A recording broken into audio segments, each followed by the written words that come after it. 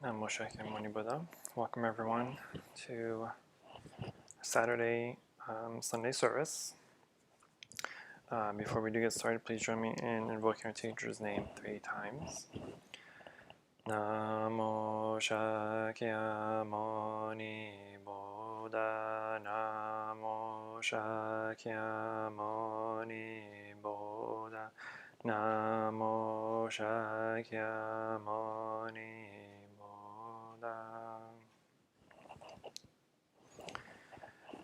Again, welcome everyone. So today's service, or Dharma talk at least, will be short and simple. I'll be speaking on the 4 immeasurables.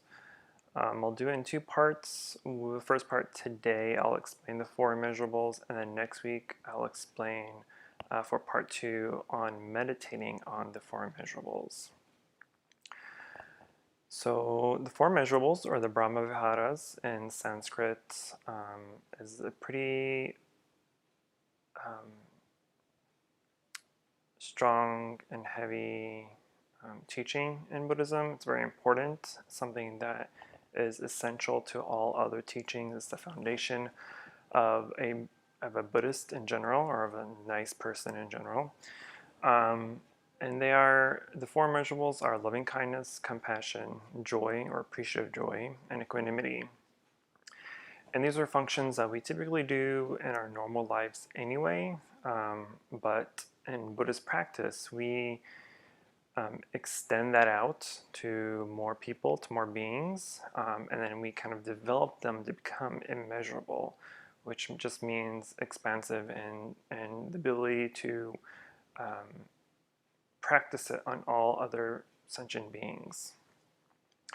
So the 4 immeasurables, the first one is loving kindness, and we've spoken about loving kindness all the time, right? Teachers have spoken about it on numerous occasions. I've spoken about it for the loving kindness meditation that I've taught about. So it's a pretty foundational kind of, but loving kindness, or metta or maitri in Sanskrit, is the first immeasurable. And loving kindness is really just the altruistic wish for everyone to be happy. And if we think about it for our normal lives, right, we kind of already have that genuine feeling of wanting people to be happy in our family, for our friends, right? We want to see our family, our parents, our siblings, our extended family, our close friends. We want to naturally see them be happy, and we want to see them live happy lives and have successful, happy lives. In order for it to be an immeasurable in a Buddhist perspective, we extend that view of loving kindness to all sentient beings. And so next week, and even when we've talked about loving kindness meditation, the whole point of it is to not just have that genuine feeling of happiness or wanting that happiness for ourselves and loved ones, but to other people as well, especially those that we may dislike in a certain way, or we may not know, right? They can just be acquaintances or neighbors or coworkers, someone we really don't know, and to people we don't like, and of course finally to all sentient beings. So when we practice the immeasurable of loving kindness, we are extending that natural loving kindness that we have for ourselves and for our loved ones to all sentient beings.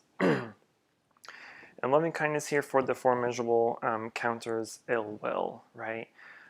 Because we typically may have ill will for people that we dislike or don't get along with, or now in the world, right? This ill will, this anger, this hatred is surrounding us constantly. And sometimes it's really difficult to kind of get through that thickness of all that anger and hatred. So we try to, it's very difficult obviously, but we try to feel that loving kindness for all those people that we are now disliking. And so next week I'll talk a little bit more about the meditation on loving kindness. We've already spoken about it extensively before, so I won't go too in-depth with it because it is a pretty long subject all on its own. But next week I'll still cover again the meditation on loving kindness.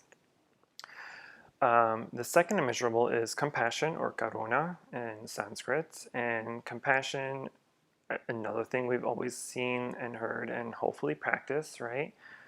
Compassion is another foundational practice and teaching in Buddhism. Is probably one of the very first things that the Buddha has taught his disciples is to be compassionate, not only to themselves, but to all other people and all other beings as well.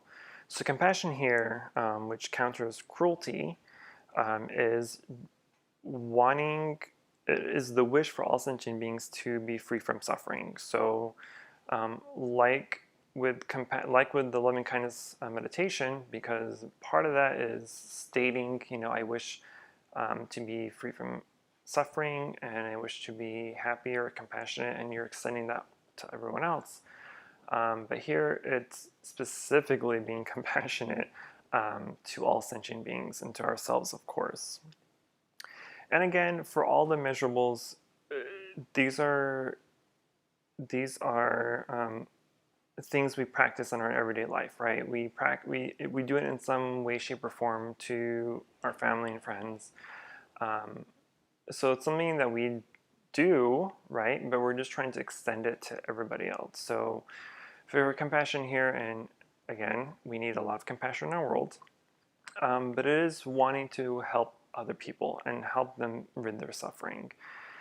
And there are multiple ways to do that, especially in Buddhism, right? So when we are trying to relieve suffering, right, and we can think of it maybe for our family, even for our pets, right? When we see our loved ones sick or not feeling well, we naturally have a tendency to want to take care of them, right? We want to try to comfort them, we want to try to ease their pain or whatever it may be. And we want them to feel normal. We want them to feel happy again and feel like themselves. So we were just taking that mindset and extending it to everybody else. And it's sometimes difficult to want to see someone that we may dislike be happy, or for them not to suffer, right? Sometimes we see something bad happening to a coworker that we don't like, or to a neighbor that we don't like, and we're kind of like evil laughing in our corner, right? And as entertaining as that may be sometimes, a- it's not goodwill, right? Because we don't want to project that energy. We don't want to kind of reprogram our mind to think that negativity like that is okay, because it's not, even to those that we dislike. So when we practice compassion, or when we're meditating compassion, we have to dig through that fog of dislike and ill will and cruelty that we may see for others, and get to a point where we truly do want them to be happy, even through all the disgust and hatred and anger.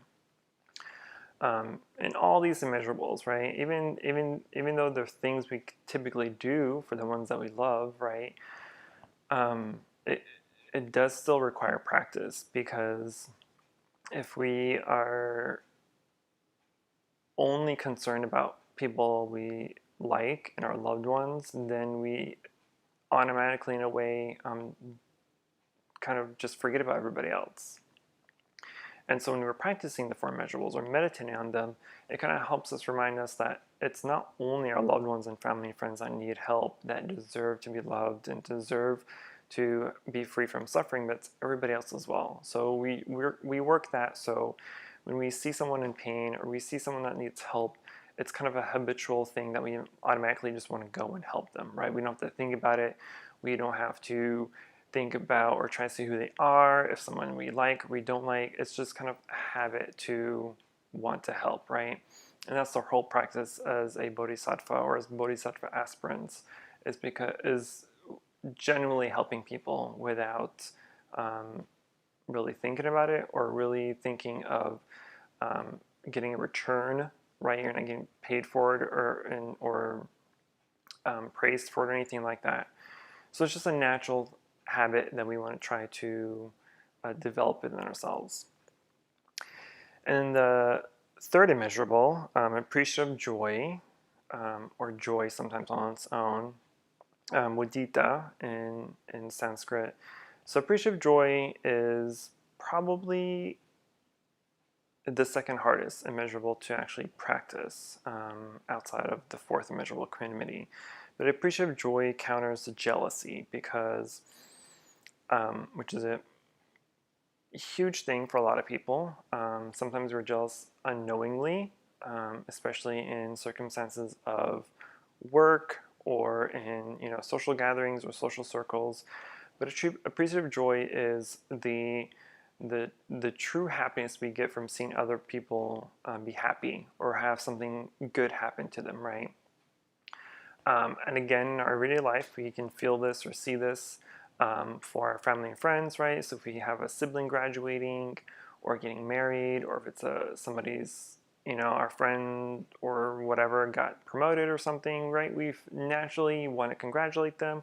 We automatically we feel happy for them. We want to help celebrate with them, right? So it's all these natural things that we already feel for people we like. But when it comes to ourselves or to people that we don't like, right? So maybe we're in a work environment and somebody got a promotion over you, and then we kind of get jealous and angry about it. And that's where all the kind of negativity starts to develop in our minds. So appreciative joy is extending the congratulatory mindset that we would give to people we like onto ourselves and to those that we may not like very much or at all. And it's difficult, as I mentioned, because when it does come to ourselves, when it does come to us, like in a work environment or whatever, and we are so hard-headed and we're like, yeah, I totally got this promotion, you think we got in a bag or whatever it may be, but someone else gets over you, we tend to get pretty irate about it, right? We may get really jealous, we may get really angry, we may start to kind of either slack off or stop doing our job, or whatever it may be. And that festers over time, right? Because even though you say, oh, it's not a big deal, or you tell people it's not a big deal, or you try to convince yourself it's not a big deal, but that's going to kind of sit in your head, and it's just going to get bigger and bigger, maybe unknowingly to you, right? But that negativity and that hatred towards other people or towards the person, right,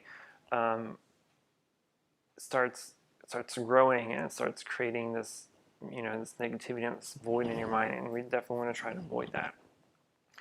And next week, when I speak about meditating on the four measurables, hopefully everything ties in together and makes more sense.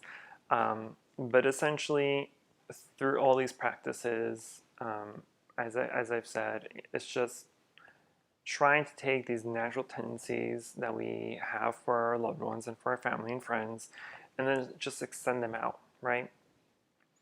But it does take practice. It's not something you can just convince yourself overnight, most of the time, right? Especially when it comes to strong emotions like jealousy or anger. It takes time. It takes time to be mindful of those feelings that are kind of igniting within you. And it may not be always easy, right? Hopefully, nobody has a arch nemesis or anything, right? But if you do, I like to think of those people as teachers, right? Because if somebody creates drama in your life or creates, this a feeling of negativity or anger or hatred, right? They could be ultimately they're a kind of teacher, because if you're truly practicing, if you're truly wanting to better yourself and better your life, and practice mindfulness and practice, Buddhist teachings in general, those people can be teachers because they help teach you and help remind you to be patient, to be mindful of your feelings, to be mindful of what's coming up, to be mindful of how you're thinking about it and how you're reacting to it. Because one big thing about any of these practices is our reaction. And a lot of time our reactions are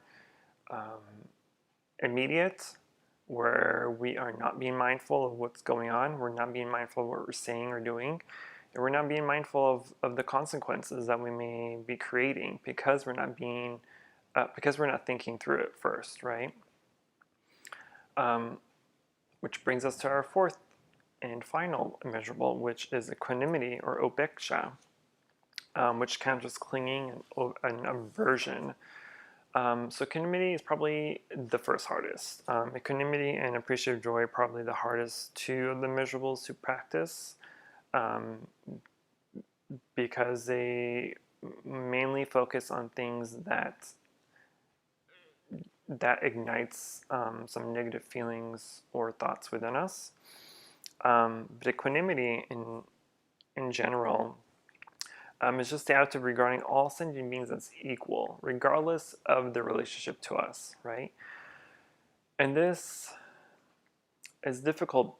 I say it's difficult because we are in a world, we're in a society, right? We're in a time where everybody has a title, everybody has a label that either we are giving them or they're giving themselves or whatever it may be, right? Everyone is put into a category essentially, regardless if it's age, race, gender, sexuality, or whatever it may be, right? We may tend to put everybody in these buckets. And so equanimity is practicing the ability to take everybody out of these buckets, to take them out of these categories, because we are trying to see everyone as equal, regardless of who or what or where they're at, right? And in Buddhist teachings, the Buddha taught us about how everyone is interrelated to us, right? So our friends now, our family now may have been our enemies in a past life, and they may become enemies again in a future life, right? Or vice versa. Our enemies now could have been our family or friends in a past life, and they could be our family friends in the future. So why treat them as enemies, right? Where they could have been or will be a family again. And we want to take that, we want to practice that in our everyday life when we're looking at everybody else, right? So if we're seeing a homeless person, we're not seeing them as homeless. We're seeing them as somebody who is interrelated to us. So, and sometimes people, when they see homeless people, they just think they're lazy, they're bums, they're not trying to better themselves, they're just trying to collect money to, buy alcohol or drugs, whatever it may be. But that's a stereotype that we unfortunately give them. That's the category and kind of bucket we put them in. And it's not really always the case, right? And that may have been at one time. But a lot of the homeless people that I've interacted with, or me and other members have gone out and give them water in the past. We've given them blankets and jackets during winter time, and a lot of times they're truly just people who had it all at one point and just lost it, right? And stuff like that, unfortunately, can happen. And when it happens to people who have no support, who have no family or close friends that can help them, they unfortunately become homeless. So equanimity is seeing that everybody has a story, right? Everybody has a reason for them being where they're at, right? Because our karma dictates where we're at now and where will we be in the future. So maybe in the past, even though they may have started out with a really good life and kind of went downhill, that could have just been them unfortunately paying back their karmic debt for something they may have done in a past life, or even early on in their present life. So we really have to learn to take people out of these categories and out of these buckets. So now we're in a time where we're in a difficult time. We're in a difficult time now where we are trying to put people in two different buckets, right? Or two different places, right? We have the people who believe only that all lives matter, and we have the people who believe all Black lives matter. And even though both of them are correct, right? All lives do matter, but right now in this time and place, Black lives matter, right? So there are situations where we have to kind of nitpick these categories and these buckets that we put people into, but at the same time, we have to remember that as people, right? Not necessarily us now in this time, but in the past, it's people's perceptions and their delusions and their thoughts that created these categories, that created these labels in the first place, right? we call people black, white, old, young, gay, straight because we've created those labels, right? These are not something that's really truly there. They're not real reality. These are just things we've kind of slapped on these people. And so because we've done that, we also have to suffer some of the consequences that we do over time, where now it's a war between two different categories or two different labels or whatever it may be. And that's, in a way, kind of our karmic debt being reaped or being paid back, right? It's because we've created something, right? You can't create something without a consequence. There's always a cause and effect, right? And because we created something that's false, these labels, right? Um, because of these perceptions and these ideas that we've created, these false ideas and perceptions that we've created, because they're not ultimate reality, we are now suffering the wars between everything, and we have to kind of work that in a way. But I'm getting way off topic, so let me back up a little bit. So back to equanimity. So equanimity again, is just dissecting these ideas, these perceptions, these labels, these stereotypes that we've given to people, and try to be mindful that they too are human, that they too have emotions and feelings and everything else that we have, right? So there's no reason why we should treat them differently, right? So if we practice the interconnectedness of Buddhist teachings, then when we see this homeless person or when we see someone that's a different race or ethnicity than us, then if we're practicing correctly, then we won't see them any different than we see our friends and family, because they are interconnected with us and we're interconnected with them. So we're all interrelated. So if you see a homeless person, right, or I'm sorry, let me backtrack. If you're treating your parents, with love and with care, and you see a homeless person, then you should also treat them with love and care, because in a past life they may have been your parents, may have been your spouse or your child or your best friend. So if you were to treat them well then, why aren't we treating them well now? So it's difficult because, again, we've grown up in a world where we give these labels to people, where we've created these stereotypes and these ideas, and it's kind of ingrained in our psychology, where now we have to try to backtrack that a little bit. But it's naturally trying to find the right words to say this. It's natural human psychology and to do it, right? We've kind of adapted to doing those kind of things, right? Because we have to give things names, right? We have to give a table name, we have to give the chair name, we have to give a computer, the camera, we have to give everything names to try to interact, to describe them, to teach of them. So these ideas of giving names and labels is something that has been done throughout human history since the beginning of time, right? But what we try to do is take away those labels so we can truly see the reality behind it. And over time, once we've learned and practiced Buddhism, and we get to the topic of emptiness is exactly that. Emptiness is taken away the outside boundary that we see of things, and really dissecting and seeing its ultimate true reality. And the one example I always give is emptiness on a flower, for instance, right? So we see a flower, we've given the label, we've given the name of a flower, right? There's types of flowers. So it's either a rose or, whatever other kind of flower there is.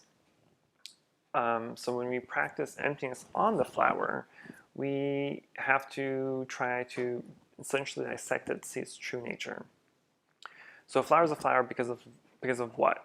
Because of the conditions that created the flower. So which means there needed to be a seed, there needed to be sun and water and soil, right? It has to have all these different conditions in order to create the flower. But then we take away those conditions, right? So what's water? And you dissect the water into its own elements, you dissect the soil into its own elements. So everything is created because of everything else. And that's where we try to use equanimity on a very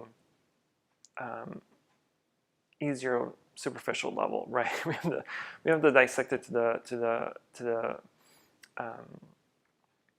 the terms of emptiness, but we at least want to try to see and interact with people as equal to us. So it's a little bit easier to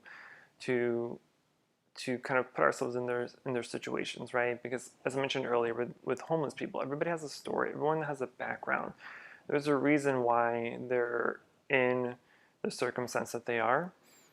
So we use equanimity to kind of erase all that and kind of not necessarily forget about it, but don't use it as an excuse to say that's why they're homeless. Instead, we use equanimity and all the other immeasurables to help them, right? So we still want to be compassionate towards them. We still want to provide them loving kindness and provide them any needs that they may need. And then be joyful for them when they do obtain what they need. And so everything kind of works together in a way. And then next week when I speak on meditation on the four immeasurables, hopefully I'll give you a clear idea of how to use them and how to practice it in our everyday lives. Now that most people are slowly going back to work and slowly leaving the house, hopefully it will give you a new perspective on things, maybe, hopefully. But I'll stop there since I went way over topic, again, as usual. But if you have any comments or anything else for me, please feel free to leave any comments. I'm sorry, if you have any questions, please feel free to leave them in the comments or send us an email through our website or through Facebook or through YouTube, whatever is easier for you. And then next week we'll continue with part 2 on the meditation on the four immeasurables. So that concludes my Dharma talk today. So we'll close out and we'll go to our general normal chanting. So please join me in invoking teacher's name and transferring the merit. Namo Shakyamuni Buddha, Namo Shakyamuni Buddha, Namo Shakyamuni Buddha. For any positive karmic action that we accumulated here today, we wish to transfer the merit to all sentient beings and wish them full alignment.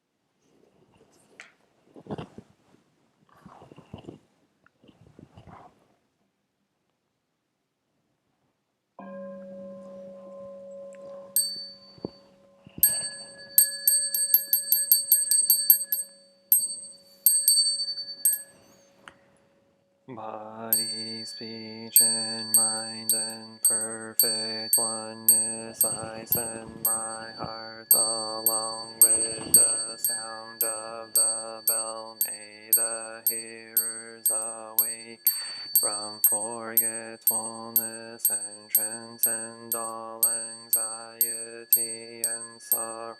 Listen, listen, this wonderful sound brings me back to my true home.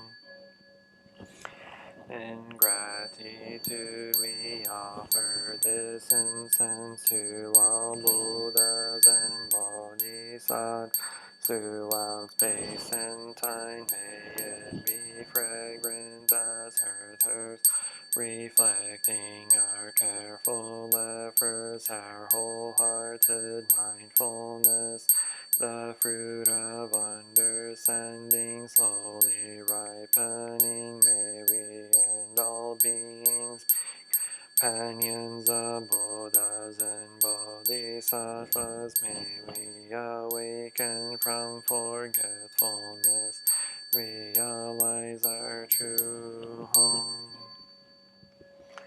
The incense in the censer now is burning all the Dharma realm in every place. Just clouds appearing, our sincere intention thus fulfilling, as all Buddhas now show their perfect body. Homage to the incense cloud canopy, Bodhisattva and great Bodhisattva. Homage to the eternally abiding Buddhas, the supreme Dharma and sagely Sangha, while the Dharma realm and the realm of empty space and 3 periods of time.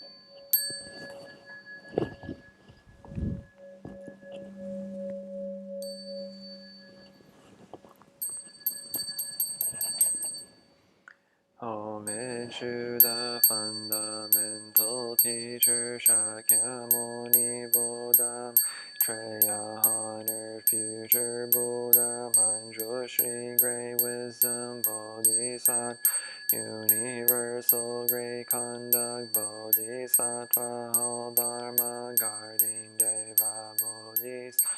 Send the magic mountain assembly of Buddhas and Bodhisattvas.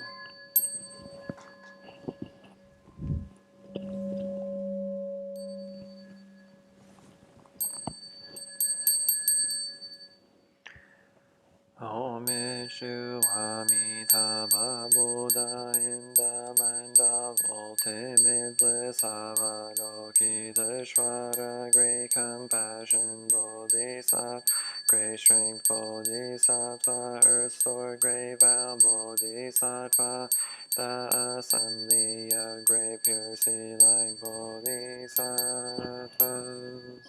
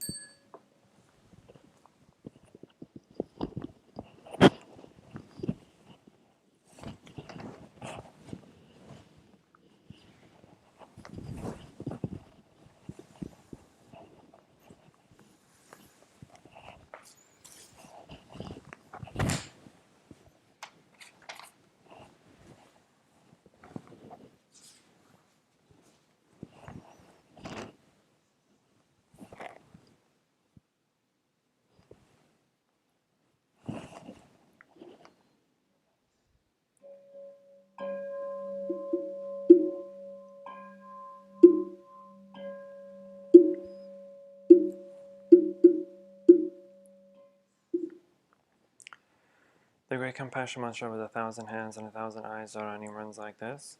Namo Ratna Trayaya Namo Arya Vavalokiteshvaraya Bodhisattvaya Mahasattvaya Mahakarmonikaya Om Savalavati Sudana Sasya Namaskirpa Namarya Avalokiteshvara Nantama Namo Kantashi Mahabhata Shami Sarva Tashubhamashiyam Sarva Sattva Namo Vastava Namo Bhagama Bhate Tutaryatham Avaloka Lokati Kalati Shri Mahabodhisattva Sabo Sabo Mara Mara Mashi Mashi Ridayo Goro Goro Gamyan Doro Doro Mahabhashati Mahabhashati Dara Dara Diri Nishvaraya Jana Jana Mahabhamara Modela Hiya Hishina Shina Halashin Balashari Bhasha Basin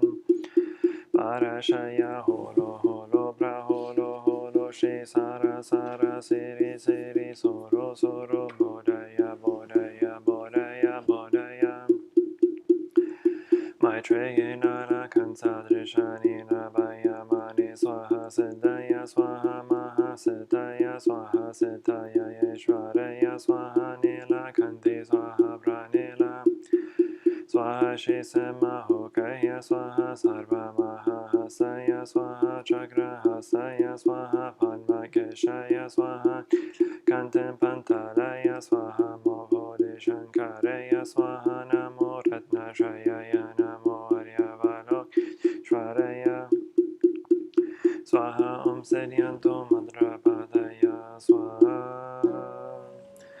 The Dharma body is bringing morning light in concentration. My heart is at peace, a half smile is born on my lips. This is a new day, and I vow to go through in mindfulness. The sun of wisdom has risen, shining in every direction. Noble Sangha diligently bring your mind into meditation. Namo Shakyamunaye Buddhaya. Namo Shakyamunaye Buddhaya. Namo Shakyamunaye Buddhaya. The one who bows and the one who is bowed to are both by nature empty. Therefore the communication between them is inexpressibly perfect. Our practice center is a net of Indra reflecting all Buddhas everywhere, as my own person reflects in all Buddhas, to whom in my whole life I go for refuge. Offering light in the 10 directions of Buddha, the Dharma, and the Sangha, to whom we bow in gratitude. Teaching and living the way of awareness in the very midst of suffering and confusion. Shakyamuni Buddha, the awakened one, to whom we bow in gratitude. Cutting through ignorance, awakening our hearts and our minds. Manjushri, the Bodhisattva of great understanding, to whom we bow in gratitude. Working mindfully, working joyfully for the sake of all beings. Samanta Bhadra, the Bodhisattva of great action, to whom we bow in gratitude. Responding to suffering, serving beings in countless ways. Avalokiteshvara, the Bodhisattva of great compassion, to whom we bow in gratitude. Seed of awakening and loving kindness and children sprouts and all beings. Maitreya, the Buddha to be born, to whom we bow in gratitude. Showing the way fearlessly and compassionately, the stream of all our central teachers, to whom we bow in gratitude. The Dharma is deep and lovely. We now have a chance to see it and practice it. We vow to realize its true meaning. The heart of the Prajnaparamita, the Bodhisattva Avalokita, while moving in the deep course of perfect understanding, shed light on the 5 skandhas and found them equally empty. After this penetration, he overcame ill-being. Listen, Shariputra, form is emptiness. Emptiness is form. Form is not other than emptiness. Emptiness is not other than form. The same is true with feelings, perceptions, mental formations, and consciousness. Listen, Shariputra, all dharmas are marked with emptiness. They are neither produced nor destroyed, neither defiled nor immaculate, neither increasing nor decreasing. Therefore in emptiness there is neither form nor feelings, no perceptions or mental formations or consciousness, no eye or ear or nose or tongue or body or mind, sound, no smell, no taste, no touch. No object of mind, no realms of elements, no interdependent origins, and no extinction of them, no ill-being, no cause of ill-being, no end of ill-being, and no path, no understanding, and no attainment, because there is no attainment. The Bodhisattvas grounded in perfect understanding find no obstacles for their minds, having no obstacles they overcome fear, liberating themselves forever from illusion and realizing perfect nirvana. All Buddhas in the past, present, and future arrive at full right and universal enlightenment. Therefore, one should know that perfect understanding is the highest mantra, the unequaled mantra, the destroyer of ill-being. The incorruptible truth, mantra, prajna, paramita should therefore be proclaimed. Gate, gate, para, gate, para, samgate, bodhiswaha, gate, gate, para, gate, para, samgate, bodhiswaha. Gate, gate, para, samgate, bodhiswaha. We invoke your name, Avalokiteshvara. We aspire to learn your way of listening in order to relieve the suffering in the world. You know how to listen in order to understand. We invoke your name in order to practice listening. With all our attention and open-heartedness, we will sit and listen without any prejudice. We will sit and listen without judging or reacting. We will sit and listen in order to understand. We will sit and listen so attentively that we will be able to hear what the other person is saying and also what is being left unsaid. We know that just by listening deeply, we already alleviate a great deal of pain and suffering in the other person. We invoke your name, Manjushri. We aspire to learn your way, which is to be still and to look deeply into the heart of things and into the hearts of people. We will look with all our attention and open-heartedness. We will look with unprejudiced eyes. We will look without judging or reacting. We will look deeply so that we will be able to see and understand the roots of suffering through the impermanent and selfless nature of all that is. We will practice your way of using the sword of understanding to cut through the bonds of suffering, thus freeing ourselves and other species. We invoke your name, Samanta Bhadra. We aspire to practice your path, to act with the eyes and heart of compassion, to bring joy to one person in the morning and to ease the pain of one person in the afternoon. We know that the happiness of others is our own happiness, and we aspire to practice joy on the path of service. We know that every word, every look, every action, and every smile can bring happiness to others. We know that if we practice wholeheartedly, we ourselves may become an inexhaustible source of peace and joy for our loved ones and for all species. We invoke your name, Shittigarbha. We aspire to learn your way of being present where there is darkness, suffering, oppression, and despair, so we can bring light, hope, relief, and liberation to those places. We are determined not to forget about or abandon those in desperate situations. We will do our best to establish contact with those who cannot find a way out of their suffering, those whose cries for help, justice, equality, and human rights are not being heard. We know that help can be found in many places on earth. We will do our best not to contribute to creating more hells on earth and to help transform the hells that already exist. We will practice in order to realize the qualities of perseverance and stability, so that like the earth we can always be supportive and faithful to those in need.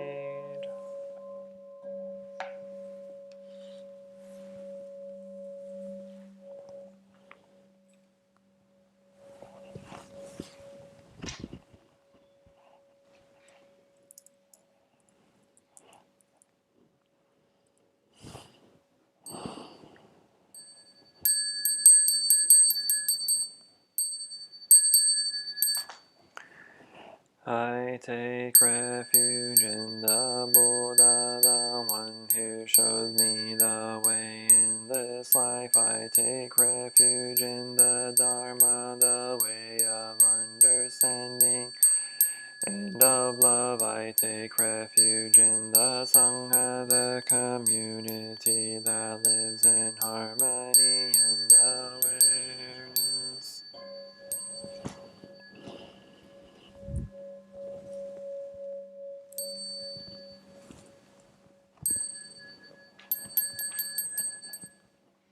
Dwelling in the refuge of Buddha, I clearly see the path of light and beauty in the world. Dwelling in the refuge of Dharma, I learn to open many doors on the path of transformation. Dwelling in the refuge of Sangha, shining light that supports me, keeping my practice free of obstruction.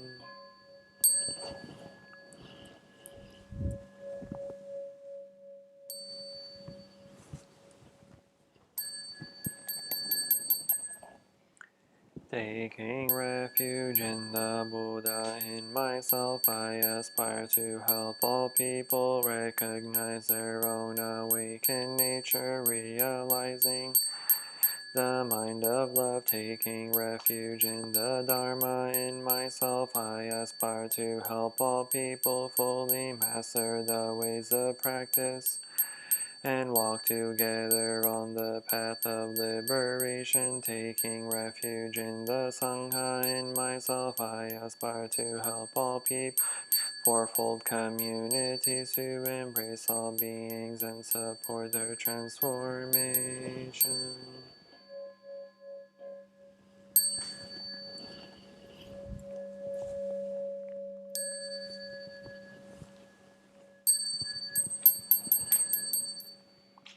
Reciting the sutras, practicing the way of awareness gives rise to benefits without limits. We vow to share the fruits with all beings.